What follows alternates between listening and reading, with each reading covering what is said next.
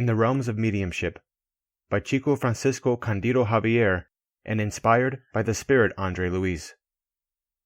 Chapter 9. Possession. An ailing gentleman in the small group of 4 people that had come for assistance seemed uncomfortable, afflicted. He kept saying words that I couldn't quite make out. When asked by Aulus, Brother Clementino politely answered, "Yes, since our work is meant for studying cases like this, we will allow the manifestation." I realized that our guide was asking for an important demonstration. We were invited by the instructor to approach the ailing young man, who was supported by a gray-haired woman, his own mother. In compliance with the supervisor's recommendations, the guards let an obviously deranged spirit abruptly cross the vibratory containment lines, frantically shouting, "Pedro! Pedro!" His eyes seemed focused on the patient because he looked at nothing else. When he reached him, our incarnate brother suddenly screamed and collapsed helplessly. The elderly mother barely had time to break his dramatic fall. At Clementino's orders, Raul Silva immediately ordered the young man to be transferred to a bed in a nearby room to isolate him from the rest of the assembly. Donna Celina was put in charge of assisting him. We accompanied her and the patient with loving interest. The various tasks continued in the main room without a break in rhythm, while we isolated ourselves in the other room to help out with the case. Pedro and his obsessor now seemed fused with each other. They were 2 contestants, grappling in a fierce struggle. I observed the incarnate spirit more closely and concluded that all the classical symptoms of an epileptic seizure were clearly recognizable. The patient's face was transfigured by an indefinable paleness. His jaw muscles contracted, and his head, displaying clenched teeth, was flexed backwards.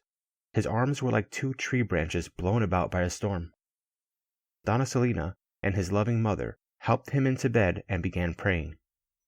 The rigidity of his body gave way to strange convulsions that reached his eyes, making them roll around without stopping. The paleness of his face gave way to a reddishness that flushed over his cheeks. His breathing had become labored, while at the same time his sphincters relaxed. The patient had become a tormented, defeated being. It was almost as if the insensitive persecutor had entered his victim's body. He spoke harsh words, which only we could hear, because Pedro's sensory functions had become deplorably inhibited. As she soothed the patient, Donna Celina sensed the gravity of the illness, and she also registered the presence of the wretched visitor. However, she remained alert in order to bravely help him. I noticed that she was careful not to become passive so that she could follow all the procedures necessary to lend her assistance. She tried kindly to establish an understanding with the tormentor, but was unable to. He continued to scream in our ears, without heeding her moving pleas. "I'll get even! I'll get even! I'll take justice into my own hands!" he screamed in rage. Offensive accusations vanished in the darkness since they couldn't be exteriorized through the victim's strained vocal cords. The young man remained completely linked to the tormentor that had suddenly overcome him. His cerebral cortex was enveloped in a dark fluidic mass. We realized that the young man was incapable of any control over himself. Caressing his perspiring brow, Aulus said compassionately, "This is a case of complete possession or essential epilepsy." "Is our friend unconscious?" asked Hilario between curiosity and respect. "Yes. Considered a sick man physically, for the time being he has no connections with his physical brain. All the cells of the cortex are suffering the bombardment of toxic magnetic emissions. The motor centers are in disarray. The entire cerebellum is impregnated with noxious fluids. His elements of equilibrium are completely disturbed. For now, Pedro has no means of controlling himself, nor a normal memory for recording this troubled event. This, however, refers only to his dense matter, because in spirit, he is recording all the details of the situation, thereby enriching his storehouse of experiences." Touched, I observed the sad picture, and with the objective of learning more, I asked, "Since this is a case involving an incarnate and a discarnate yoked to each other, despite the dreadful condition of their suffering, would it be accurate to consider this to be a mediumistic trance?" Although involved in the assistance, the instructor answered, "Yes, this is an epileptic seizure according to terrestrial medicine's usual definition. However, we must regard it as a low-level mediumistic trance because we are looking at two imbalanced minds caught in the web of mutual hatred. And gazing at the pair of convulsing wretches, he added, Pedro was in this afflictive situation in the lower zones of the spirit world before being given the blessing of his present reincarnation. For many years, he and his enemy had rolled around in the purgatorial zones in an open duel. Nowadays, their situation has improved. As in many similar cases, their encounters are farther apart. They have given way to the phenomenon we're looking at now, since the young man's paraspiritual body is still damaged in important areas. Meanwhile, finding it difficult to reach the obsessor through speech, Donna Selena, with our mentor's help, said an emotional prayer imploring divine compassion for the two unfortunate men fighting each other uselessly.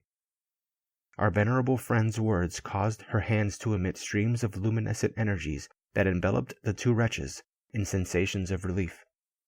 As if he had breathed an anesthetizing substance, the persecutor automatically let go of his victim, who fell into a profound and restorative sleep. Guards and helpers took the half-asleep obsessor to an emergency location, and while Donna Selena gave a little magnetized water to the patient's weeping and frightened mother, we returned to our cordial conversation. In spite of the sickly burden the patient is bearing at the moment, could we say that Pedro is a medium? Asked Ilario attentively. Due to the passiveness in which he reflects his discarnate enemy, that would be fair to say, although we must consider that, rather than being a medium in the normal sense of the word, he is an indebted spirit redeeming himself. But can he contemplate his own psychic development? The assistant smiled and remarked, To develop would mean to take from the envelope, to make progress, or to produce. Understand in those terms, it is reasonable that, before anything else, Pedro must develop personal resources for his own recovery. Solid walls are not built upon an insecure foundation. He will need to heal himself. Then, after that, if that's the case, interjected my colleague, won't his coming to the center be pointless? Not at all. He can gather the strength to recover while here, just as a scrawny plant finds a stimulus for its restoration in the fertilizer that it is given. Day by day, in contact with friends guided by the gospel, Pedro and his foe will incorporate blessed qualities of understanding and service, gradually modifying the state of their mental forces. Their individual development will surface so that the mediumistic faculty may appear later on as crystalline as we would like it to be. Salutary and renewing thoughts assimilated by the pair of sufferers express improvement and recuperation for both, because, in their current mutual magnetic connection, the ideas of one react upon the other, thereby causing profound alterations. In light of our pensive demeanor, as we examined such complex issues, the assistant pondered. Valuable mediumistic instruments cannot be made overnight, of course. Like all precious constructions, they require effort, sacrifice, courage, and time. Without love and devotion, the creation of praiseworthy groups and mediums for the tasks of communication with the spirit world would not be possible. Returning his attention to the sleeping patient, Alice continued, Our friend is under a huge mountain of debt from the past, and no one can freely advance to tomorrow without resolving the commitments of yesterday. That is why Pedro displays an afflictive mediumship of trial. It is the law that no one can be liberated without paying what is owed. Thus, he must be regarded as a patient who requires care and treatment. Then, as if he wanted to gather data to complete the lesson, he touched Pedro's forehead, examining it at length. After a few moments of silence, he said, The struggle is rooted in the remote past. We don't have the time to make an in-depth incursion into it, but we can immediately recognize the persecutor of today as the victim of yesterday. In the middle of the last century, Pedro was a doctor who abused his healing mission. A detailed mental analysis would catch him in numerous undignified liaisons. The persecutor that presently dominates his energies was his brother, whose wife Pedro sought to seduce. To achieve his aim, he insinuated himself in different ways, in addition to harming his brother both economically and socially, until he got him committed to a mental hospital, where he remained for several years, bewildered and useless, waiting for death. Upon discarnating and finding his brother with his wife, he went mad with hatred. He battered their lives and waited for them after the grave, where the three were reunited in a dolorous process of regeneration. The less guilty wife was the first to return to the physical world, where later on she received the morally delinquent doctor as her own son, thereby purifying the love in her soul. The betrayed brother from the past, however, still has not found the strength to change, and obstinate in the hatred to which he thoughtlessly yielded, he continues to vampirize Pedro. Responding with a friendly look to our expression of amazement, he added, "We are forced to live in the hell that we create for others, so that we may in turn experience the fire with which we afflicted them. No one escapes justice. Reparations may be put off for a while, but they are always inevitable." The lesson was simple, but the awful situation of the worn-out and sad patient instilled us with justified wonder. Always eager to learn, Ilario pondered. But if Pedro is still a tormented medium, what can he do in a group like this? The instructor smiled and responded, "Chance isn't part of the superior designs. We do not meet each other without reason. Of course, our friend has effective connections from the past here, and it is their duty to help him. If he cannot be a valuable member of the group right away, he can still receive the fraternal assistance indispensable for his full recovery." "Will he be healed any time soon?" I asked. "Who knows?" responded Aldous serenely, and carefully weighing his words, he continued, "It will depend mostly on him and the victim to whom he is indebted. The assimilation of renewing mental principles leads to a higher vision of life. All the dark dramas of obsession result from a sickly mind. If he applies himself devotedly to his new obligations, and if he perseveres in our consoling doctrine, he will undoubtedly shorten his expiation, since by converting to the good, he will modify the mental tonus of his enemy, who will in turn be led to his own renewal through his examples of comprehension and selflessness, humility and faith.